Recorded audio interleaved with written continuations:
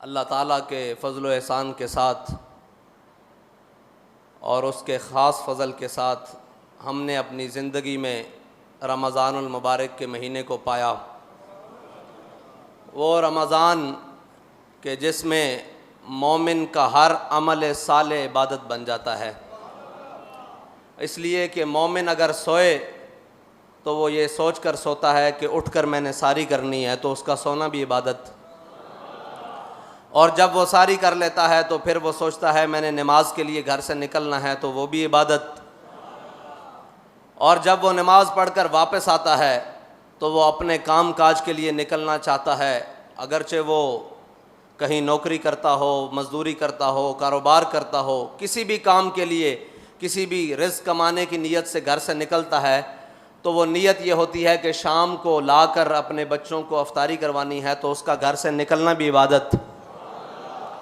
اس کے ہر کام میں جلدی یا تاخیر کرنا یہ بھی عبادت۔ تو رمضان وہ مہینہ ہے جس کے اندر اللہ تعالیٰ نے مومن کے ہر عمل صالح کو عبادت بنا دیا ہے، اور اللہ کے فضل سے ہم نے رمضان کو پایا۔ اور میرے آقا و مولا صلی اللہ علیہ وسلم نے فرمایا کہ روزہ دار کے لیے دو خوشیاں ہیں، ایک تب کہ جب وہ روزہ افطار کرتا ہے، اور دوسری تب کہ جب وہ اللہ تعالیٰ سے ملاقات کرے گا۔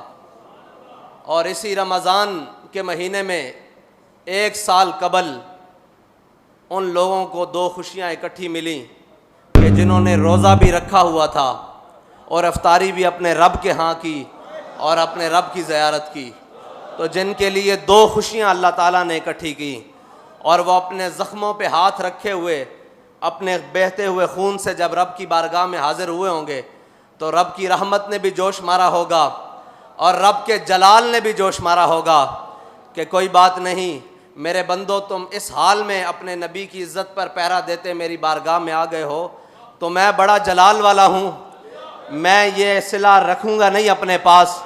دنیا میں بھی دوں گا جو تمہارے خلاف کھڑے رہے، اور آخرت میں ان کا انجام تو واللہ عزیز ذو انتقام ہوگا۔ اور ہم نے اپنی آنکھوں سے پھر وہ دن دیکھ لیے کہ کالعدم کرنے والے آج خود کالعدم ہو گئے۔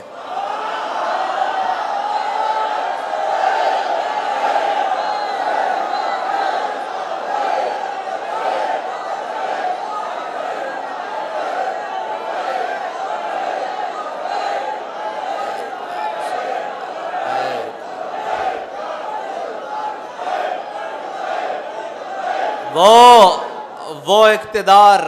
جس کی خاطر وہ پاک خون بہایا گیا، اور وہ اقتدار جس کی خاطر علماء، سادات، حفاظ، قراء، عوام، مومنین، مسلمین کے گھروں پر سیڑھیاں لگا کر چار دیواری چادر کی پامالی کی گئی، لیکن آج دیکھو کہ کہیں چھپنے کے لیے جگہ موجود ہے۔ جس اقتدار کی خاطر تم نے یہ سب کچھ کیا تھا، وہ اقتدار تمہارے گلے پڑ رہا ہے اور تم اتار رہے ہو۔ ہائے اس زود پشیماں کا پشیماں ہونا۔ یہ رمضان کا مہینہ ہے، ہم انتقام کی بات نہیں کرتے، لیکن اللہ نے جو قرآن میں لفظ استعمال کیا ہے نا، وہ انتقام کا ہے۔ مسئلہ یہ ہے ہم انتقام کی بات نہیں کرتے، ہم کہتے ہیں کہ کوئی بات نہیں، یہ جو کچھ ہم پر ہوا یہ حضور کے نام پر ہوا، لیکن رب قرآن میں انتقام کا لفظ استعمال کر رہا ہے۔ ہم ترجمہ تو کرتے ہیں کہ اللہ کی خفیہ تدبیریں، اور ادھر بھی رب نے فرمایا واللہ عزیز ذو انتقام، اللہ بہترین انتقام لینے والا ہے۔ ثابت قدمی بہترین انتقام ہے، اور حضور کے دین پر کھڑے ہو جانا یہ بہترین انتقام ہے۔ اور وہ جو شہادت کا رتبہ پا کر رب کی بارگاہ میں پیش ہو گئے، ابھی تو یہ دن دیکھا ہے ہم نے، ابھی تو جس دن آپ عدالت بیسی